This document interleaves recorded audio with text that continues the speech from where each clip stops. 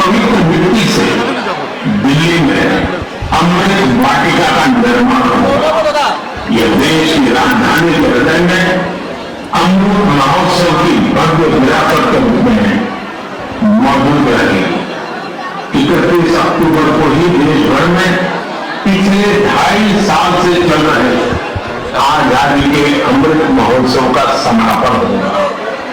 आप सभी ने मिलकर इसे दुनिया में सबसे लंबे समय तक चलने वाले महोत्सव में से एक बना लिया।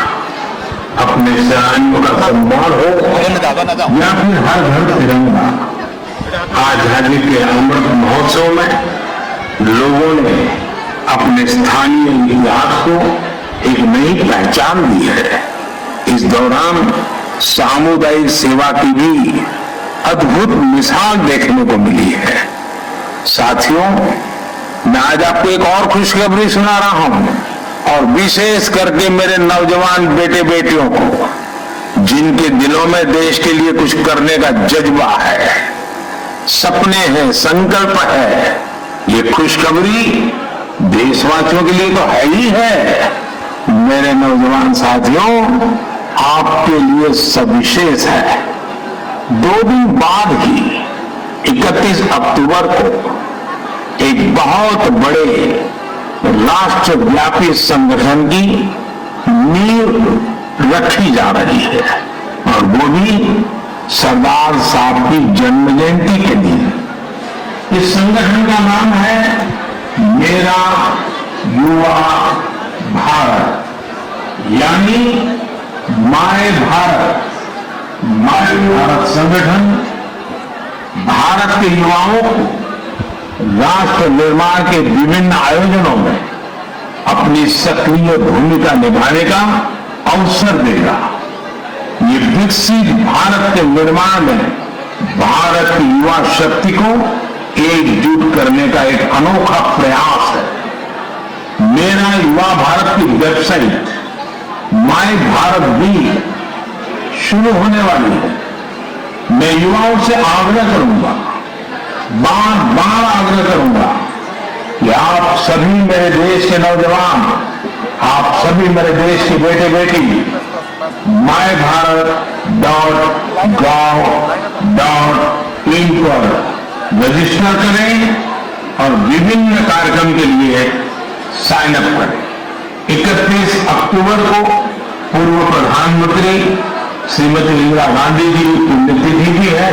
मैं उन्हें भी भावभीनी श्रद्धांजलि अर्पित करता हूं। मेरे परिवारजनों, हमारा साहित्य, लिटरेचर एक भारत श्रेष्ठ भारत की भावना को प्रगाढ़ करने के सबसे बेहतरीन माध्यमों से एक है। मैं आपके साथ तमिलनाडु की गौरवशाली विरासत से जुड़े 2 बहुत ही प्रेरक प्रयासों को साझा करना चाहता हूं। मुझे तमिल की प्रसिद्ध लेखिका बहन शिवशंकरी जी के बारे में जानने का अवसर मिला है। उन्होंने एक प्रोजेक्ट किया है, न्यू इंडिया थ्रू लिटरेचर। इसका मतलब है साहित्य से देश को एक धागे में पिरोना और जोड़ना। वे इस प्रोजेक्ट पर बीते 16 सालों से काम कर रही है। इस प्रोजेक्ट के जरिए उन्होंने 18 भारतीय भाषाओं में लिखे साहित्य का अनुवाद किया है। उन्होंने कई बार कन्याकुमारी से कश्मीर तक और इम्फाल से जैसलमेर तक देश भर में यात्राएं की, ताकि अलग अलग राज्यों के लेखकों और कवियों के इंटरव्यू कराए। शिवशंकरी जी ने अलग अलग जगहों पर अपनी यात्रा की, ट्रैवल कमेंट्री के साथ उन्हें पब्लिश किया। ये तमिल और अंग्रेजी दोनों भाषाओं में है। इस प्रोजेक्ट में 4 बड़े वॉल्यूम्स हैं और हर वॉल्यूम भारत के अलग अलग हिस्से को समर्पित है। मुझे उनकी इस संकल्प शक्ति पर गर्व है। साथियों, हमारे के थी एक फिल्म का काम भी बहुत प्रेरित करने वाला है। उन्होंने तमिलनाडु के ये जो स्टोरी टेलिंग ट्रेडिशन है उसको संरक्षित करने का सराहनीय काम किया है। वे अपने इस मिशन में पिछले 40 सालों से जुड़े थे। इसके लिए वे तमिलनाडु के अलग अलग हिस्सों में ट्रैवल करते हैं और फोक आर्ट फॉर्म्स को खोजकर उसे अपनी बुक का हिस्सा बनाते हैं। आपको जानकर आश्चर्य होगा कि उन्होंने अब तक ऐसी करीब 100 किताबें लिख डाली हैं। इसके अलावा तिरुमल जी का एक और भी पैशन है, तमिलनाडु के टेम्पल कल्चर के बारे में रिसर्च करना उन्हें बहुत पसंद है। उन्होंने लेजर पपेट पर भी काफी रिसर्च की है, जिसका लाभ वहां के स्थानीय लोक कलाकारों को हो रहा है। श्री शंकर जी और एक एक तिरुमल जी के प्रयास हर किसी के लिए एक मिसाल है।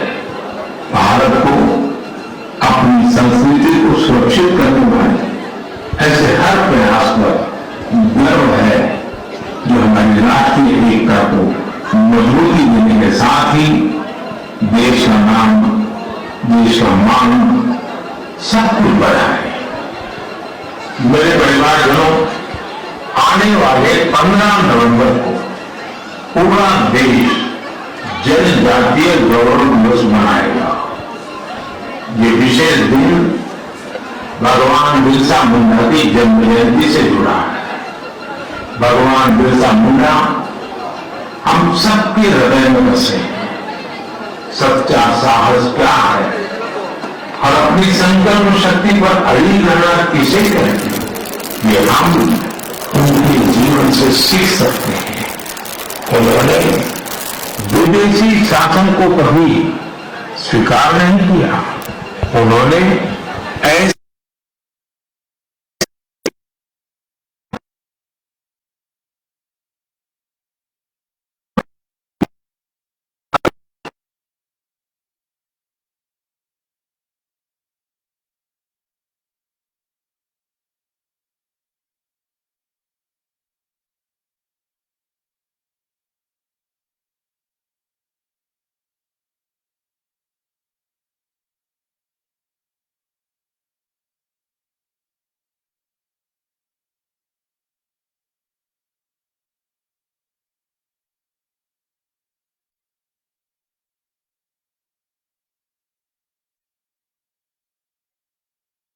साथियों, यानी 30 अक्टूबर को गोविंद गुरु जी की पुण्यतिथि भी है।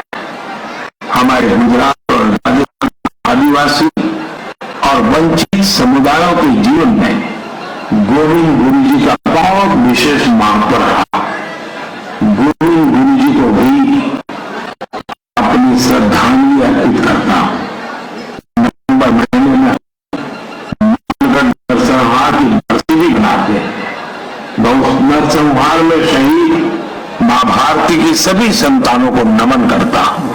साथियों, भारतवर्ष में आदिवासी योद्धाओं का समृद्ध इतिहास रहा। इसी भारत भूमि पर महान तिलका मांझी ने अन्याय के खिलाफ बिगुल फूंका था।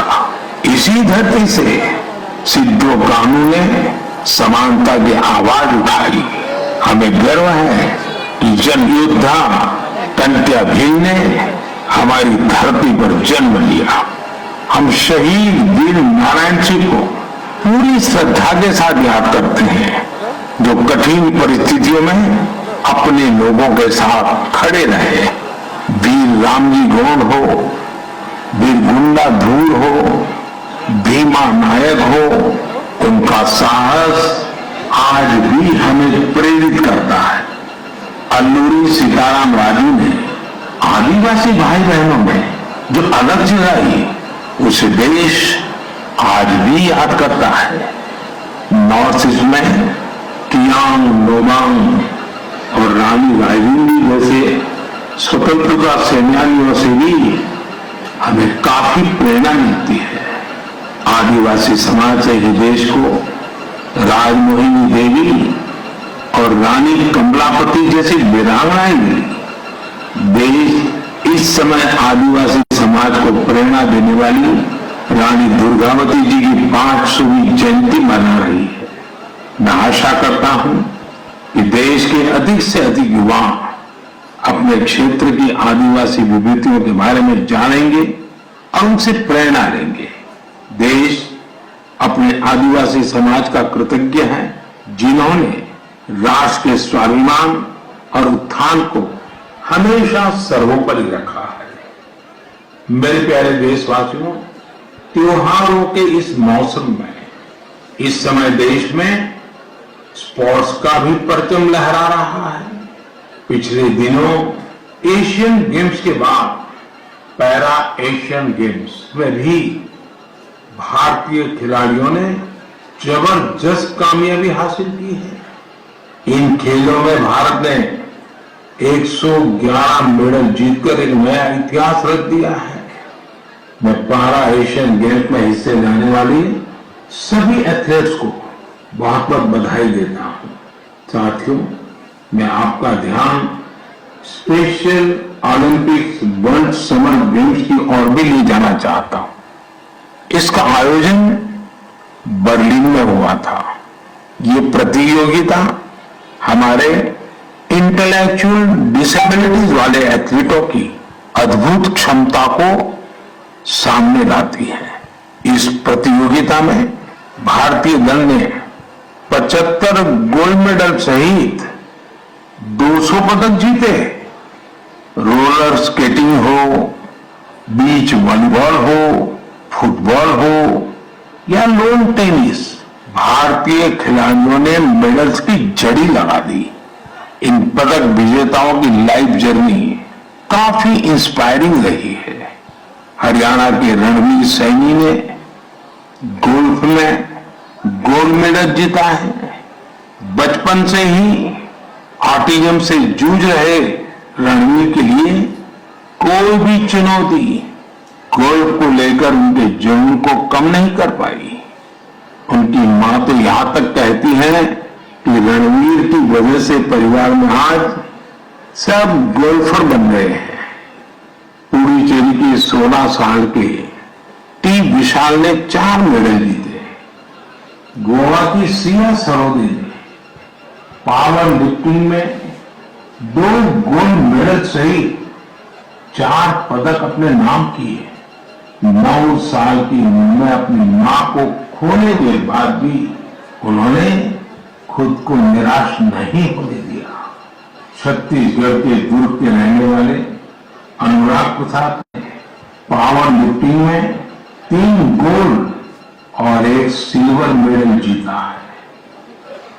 ऐसी ही प्रेरक गाथा झारखंड के इंदु प्रकाश की है, जिन्होंने साइकिलिंग में 2 मेडल जीते हैं।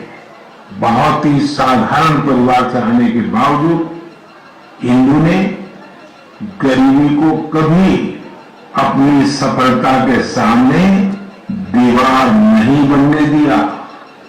मुझे विश्वास है कि इन खेलों में भारतीय खिलाड़ियों की सफलता इंटेलेक्चुअल डिसेबिलिटीज का मुकाबला कर रहे अन्य बच्चों और परिवारों को भी प्रेरित करेगी। मेरी आप सबसे भी प्रार्थना है, आपके गांव में, आपके गांव के अगल बगल में ऐसे बच्चे जिन्होंने इस खेलकूद में हिस्सा लिया है या विजयी हुए हैं, आप सपरिवार उनके साथ जाइए, उनको बधाई दीजिए और कुछ पल उन बच्चों के साथ बिताइए। आपको एक नया ही अनुभव होगा। परमात्मा ने उनके अंदर ऐसी शक्ति भरी है, आपको भी उसके दर्शन का मौका मिलेगा। जरूर जाइएगा। मेरे परिवारजनों, आप सभी ने गुजरात के तीर्थ क्षेत्र अंबाजी मंदिर के बारे में तो अवश्य ही सुना होगा। यह एक महत्वपूर्ण शक्तिपीठ है, जहां देश विदेश से बड़ी संख्या में श्रद्धालु मां अंबे के दर्शन के लिए पहुंचते हैं। यहाँ गब्बर पर्वत के रास्ते में आपको विभिन्न प्रकार की योग मुद्राओं और आसनों की प्रतिमाएं दिखाई देगी। क्या आप जानते हैं कि इन प्रतिमाओं की खास क्या बात है? दरअसल ये स्क्रैप से बने स्कल्पचर हैं, एक प्रकार से कबाड़ से बने हुए, और जो बेहद अद्भुत है। यानी ये प्रतिमाएं इस्तेमाल हो चुकी, कबाड़ में फेंक दी गई पुरानी चीजों से बनाई गई है। अंबाजी शक्तिपीठ पर देवी मां के दर्शन के साथ साथ ये प्रतिमाएं भी श्रद्धालुओं के लिए आकर्षण का केंद्र बन गई है। इस प्रयास की सफलता को देखकर मेरे मन में एक सुझाव भी आ रहा है। हमारे ऐसे लोग हैं जो वेस्ट से इस तरह की कलाकृतियां बना सकते हैं, तो मेरा गुजरात सरकार से आग्रह है वो एक प्रतियोगिता शुरू करें और ऐसे लोगों को आमंत्रित करें। ये प्रयास गब्बर पर्वत का आकर्षण बढ़ाने के साथ ही पूरे देश में वेस्ट टू वेल्थ अभियान के लिए लोगों को प्रेरित करेगा। साथियों, जब भी स्वच्छ भारत और वेस्ट टू वेल्थ की बात आती है तो हमें देश के कोने कोने से अनगिनत उदाहरण देखने को मिलते हैं। असम के कामरूप मेट्रोपॉलिटन डिस्ट्रिक्ट में अक्षर फोरम इस नाम का एक स्कूल बच्चों में सस्टेनेबल डेवलपमेंट की भावना भरने का, संस्कार का एक निरंतर काम कर रहा है। यहां पढ़ने वाले विद्यार्थी हर हफ्ते प्लास्टिक वेस्ट जमा करते हैं, जिसका उपयोग इको फ्रेंडली ईंटें और चाबी की चेन जैसे सामान बनाने में होता है। यहाँ स्टूडेंट्स को रिसाइकलिंग और प्लास्टिक वेस्ट से प्रोडक्ट बनाना भी सिखाया जाता है। कम आयु में ही पर्यावरण के प्रति ये जागरूकता इन बच्चों को देश का एक कर्तव्यनिष्ठ नागरिक बनाने में बहुत मदद करेगी। मेरे परिवारजनों, आज जीवन का कोई ऐसा क्षेत्र नहीं जहां हमें नारी शक्ति का सामर्थ्य देखने को नहीं मिल रहा हो। इस दौर में जब हर तरफ उनकी उपलब्धियों को सराहा जा रहा है, तो हमें भक्ति की शक्ति को दिखाने वाली एक ऐसी महिला संत को भी याद रखना है जिसका नाम इतिहास के सुनहरे पन्नों में दर्ज है। देश इस वर्ष महान संत मीराबाई की 525वीं जन्म जयंती मना रहा है। वो देश भर के लोगों के लिए कई वजहों से एक प्रेरणा शक्ति रही है। अगर किसी की संगीत में रुचि हो तो वो संगीत के प्रति समर्पण का बड़ा उदाहरण ही है। अगर कोई कविताओं का प्रेमी हो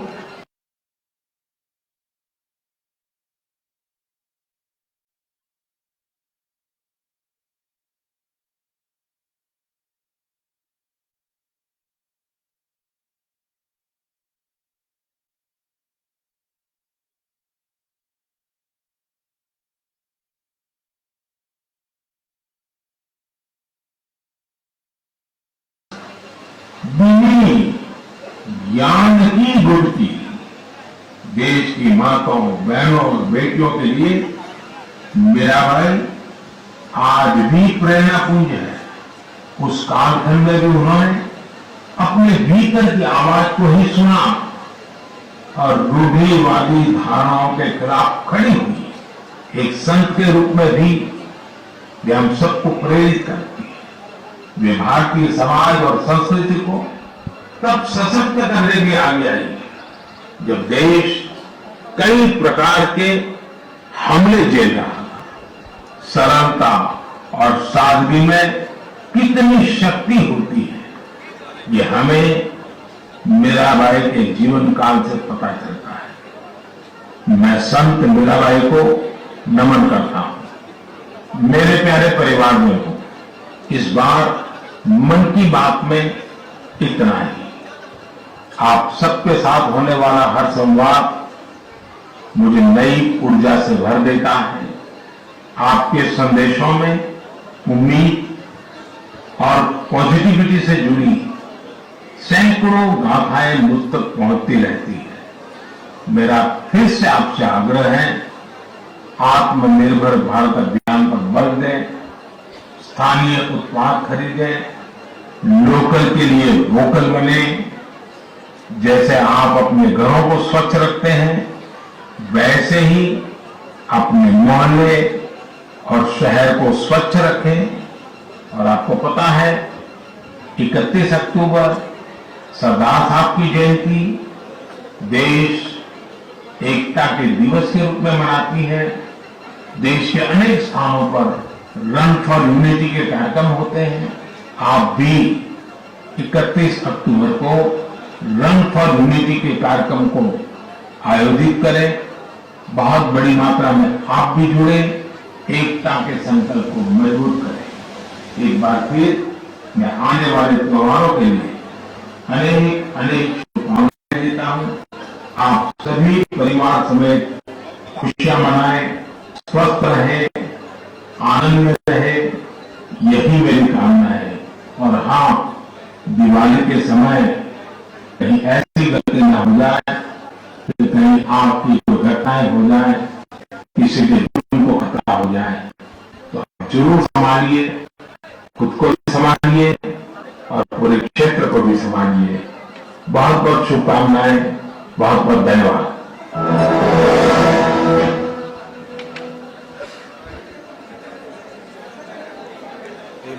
मन की बात अनुष्ठान समाप्त होइছে আৰু भारतीय लंका टाउन मंडल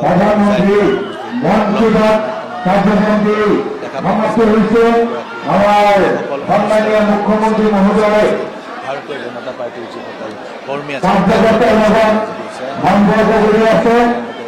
আপোনালোকক অনুৰোধ জনাইছো, আপোনালোকে হুলস্থুল নকৰিব, হুলস্থুল নকৰিব। আপোনালোকে নিজে নিজে ঠাইত বহক, কোনো হুলস্থুল নকৰিব।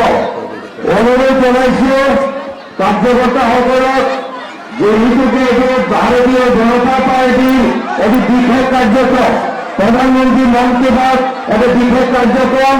এই প্ৰধানমন্ত্ৰী মন কী বাতৰ বিশেষ কাৰ্যক্ৰম আপোনালোকে নিষ্ঠাৰে পালন কৰক আৰু হুলস্থুল পৰিৱেশৰ সৃষ্টি নকৰিব।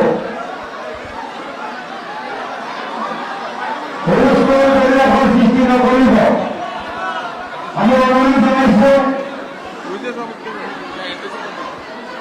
এতিয়া সন্মানীয় অসমৰ মুখ্যমন্ত্ৰী মহোদয় মঞ্চত আহি উপস্থিত হ'ব, মঞ্চত আসন গ্ৰহণ কৰিব। আমি কাৰ্যকৰ্তাসকলক অনুৰোধ জনাইছো, আপোনালোকে হুলস্থুল পৰিৱেশ সৃষ্টি নকৰিব। সন্মানীয় মুখ্যমন্ত্ৰী মহোদয় সৰ্বস্তৰ এতিয়া মঞ্চত আসন গ্ৰহণ কৰিব। সন্মানীয়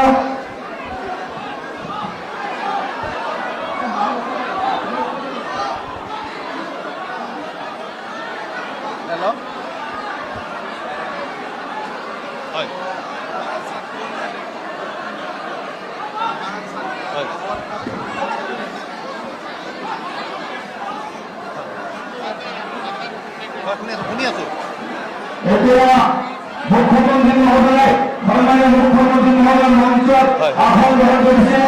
আমাৰ ঠিক আছে, হ'ব, শুনিছো। প্ৰধানমন্ত্ৰী মন কী বাত কাৰ্যক্ৰম সমাপ্তিৰ পিছত এতিয়া আমি সন্মানীয় মুখ্যমন্ত্ৰী মহোদয়ক সম্বৰ্ধনা জনাব।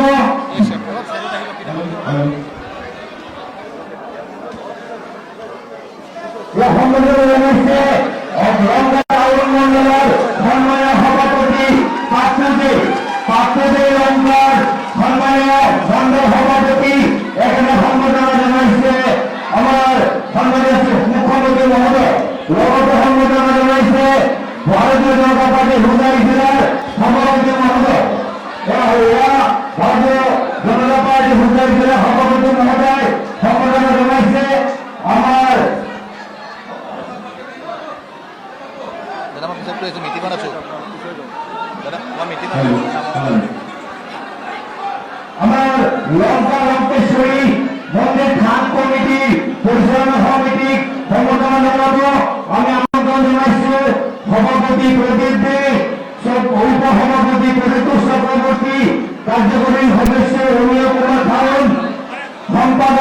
বড় ডক্টর পদ্ধতি জীবন যুব সভাপতি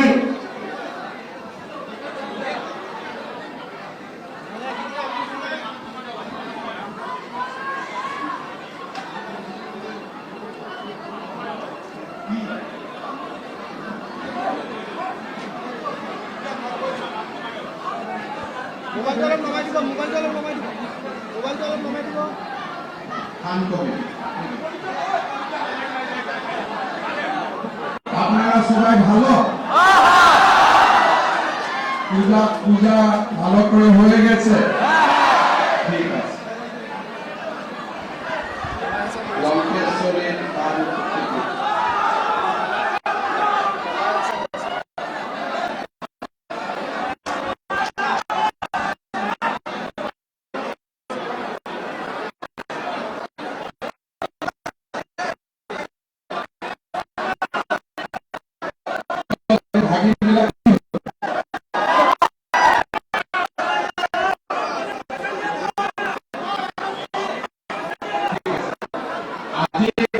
আমার এই অনুষ্ঠানত হোজাই সমষ্টিৰ বিধায়ক ৰামকৃষ্ণ ঘোষ ডাঙৰীয়া আমাৰ লামডিং সমষ্টিৰ বিধায়ক শিবু মিশ্ৰ ডাঙৰীয়া আমাৰ লিংগুইষ্টিক মাইনৰিটি কমিশনৰ চেয়াৰমেন শিলাদিত্য দেৱ ডাঙৰীয়া আমাৰ উপস্থিত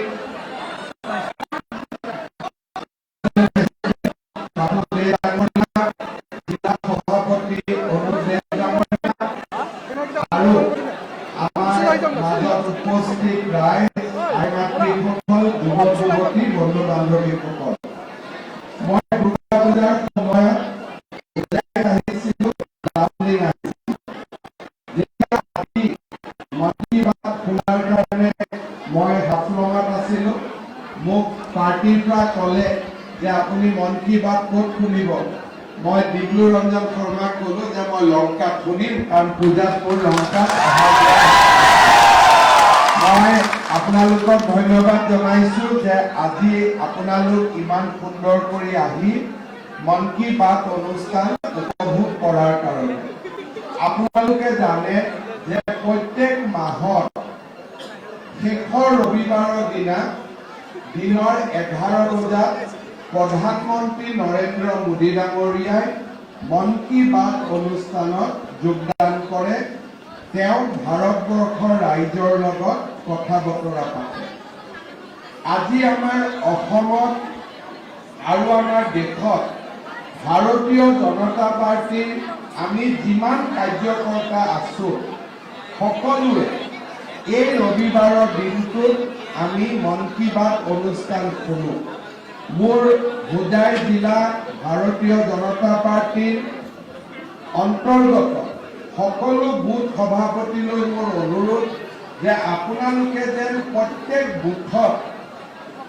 মাহত এটা ৰবিবাৰে অৰ্থাৎ লাষ্ট ছানডে ৰাতিপুৱা 11 বজাত মন কী বাত অনুষ্ঠান শুনে আৰু মন কী বাত অনুষ্ঠান শেষ হোৱাৰ পিছত অন্তত আধা ঘণ্টা সময় আমাৰ বুথটোক আমি কেনেকৈ শক্তিশালী কৰিব পাৰিম যিবিলাক আমাৰ দলত নাই তেওঁলোকক আমাৰ দললৈ কেনেকৈ আমি আনিব পাৰিম অহা নিৰ্বাচনত মোৰ বুথৰ পৰা কেনেকৈ মই 100% ভোট ভাৰতীয় জনতা পাৰ্টিক দিব পাৰিম তাৰ বিষয়ে আমি আলাপ আলোচনা সেই দিনটোত কৰিব লাগে মোৰ আজি ইয়াত কাৰ্যকৰ্তাসকল উপস্থিত আছে মই আৰু এটা অনুৰোধ কৰিম যে যোৱা কালি নতুন ডিলিমিটেশ্যন মতে ভোটাৰ লিষ্টবিলাক প্ৰকাশ পাইছে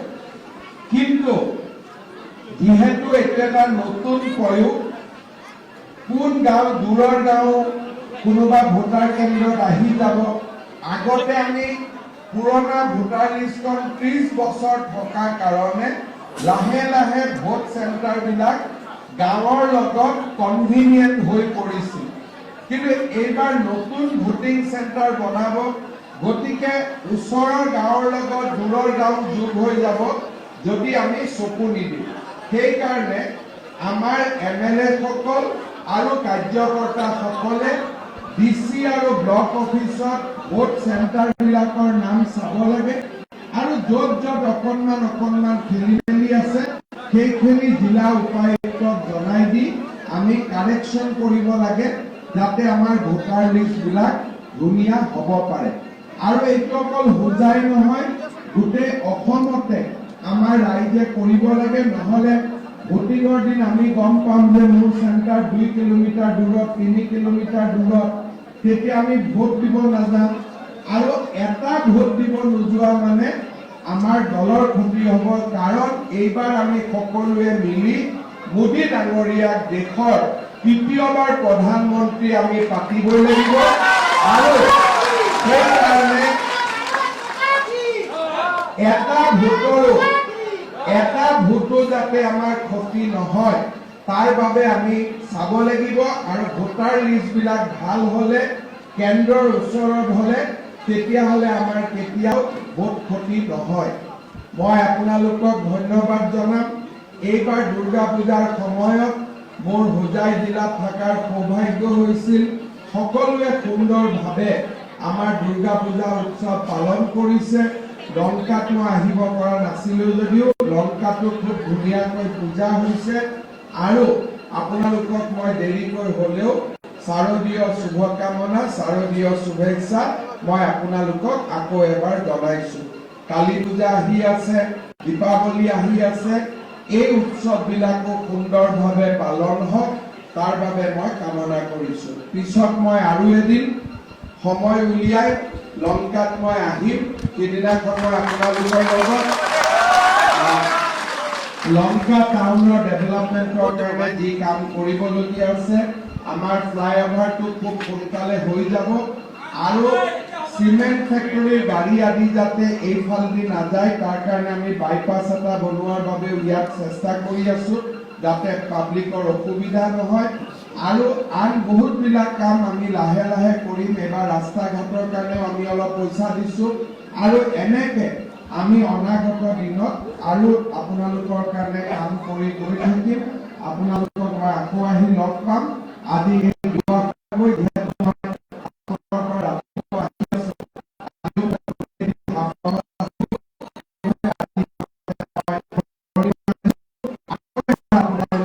ধন্যবাদ জনাইছোঁ। মোৰ লগত একেলগে ক'ব, ভাৰত মাতা কি, ভাৰত মাতা কি, ভাৰত মাতা কি, বন্দে বন্দে বন্দে।